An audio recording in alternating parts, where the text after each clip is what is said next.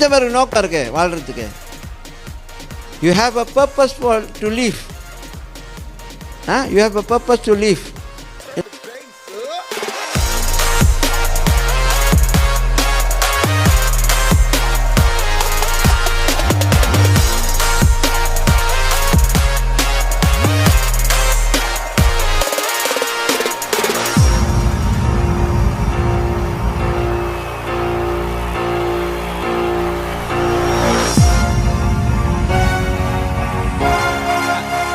வாழ்கிறதுக்கு ஒரு நோக்கத்தை கொடுத்தார்.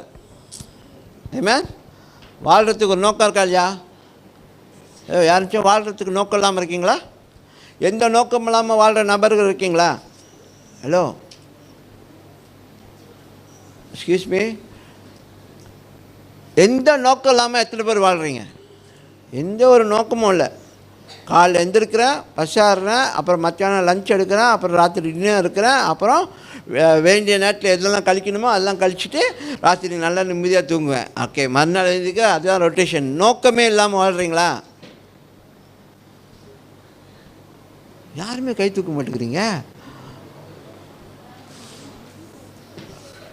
எத்தனை பேருக்கு நோக்கம் இருக்கு வாழ்கிறதுக்கு? You have a purpose for to leave.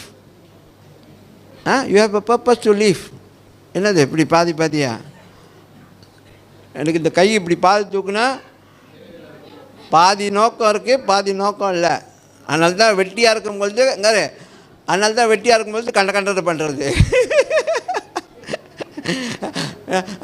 வெட்டியாக இருந்தால் ரொம்ப ஃப்ரீயாக இருந்தால் என்னாச்சும் சேட்டை பண்ணிடுவோம். வீட்டில் பிரச்சனையை ஏற்படுத்திடுவோம். இல்லைன்னா என்னாச்சும் போய் சமைக்கிறேன்னு சொல்லி எல்லாத்தையும் எரிச்சிடுவோம், குக் பண்ணி விட்ருவோம். சரியா? ரொம்ப ரிலாக்ஸாக இருக்கும்னு சொல்லி எதனாச்சும் தூக்கி கீழே போட்டு களைச்சி கிழிச்சு போட்டு எல்லாத்தையும் ஐயோ எப்படி பண்ணுறது தானே? கொஞ்சம் நேரம் 5 நிமிஷம் வீட்டில் இருங்கடா, அப்படி அம்மா கடைக்கு கீழே போயிட்டு வந்துடுன்னு சொன்னால் முடிஞ்சு வந்து பார்த்தா எல்லாமே கடை அங்கங்கே கிடக்கும். 2 பேரும் அடிச்சுக்குவானுங்க. அவங்க 2 பேர் லெஃப்ரியாக இருப்பாங்க. அம்மா அண்ணன் தான் ஆச்சிச்சு, இந்த அண்ணன் தான் ஆச்சிச்சு, இல்லை இல்லை இல்லை இல்லை இந்த அண்ணன் தான் தூக்கி போட்டுச்சு, அதுதான் உடச்சிச்சு அப்படின்ட்டு. வாழ ஒரு நோக்கம் இருக்கணும். உங்களுக்கு இல்லைன்னா ஆண்டவரோட நெருங்கி வாழுங்க. அட்லீஸ்ட் அதனாச்சும் செய்யுங்க. அப்போனாச்சும் அந்த நோக்கத்தோட இதை ஆண்டவர் ஆக்டிவேட் பண்ணி விடுவார். ஆண்டவரை அறிகிற அறிவில் வளர்ந்தாலே உங்களுக்கு வாழ்க்கையோட நோக்கம் விளங்கும். ஆமென்.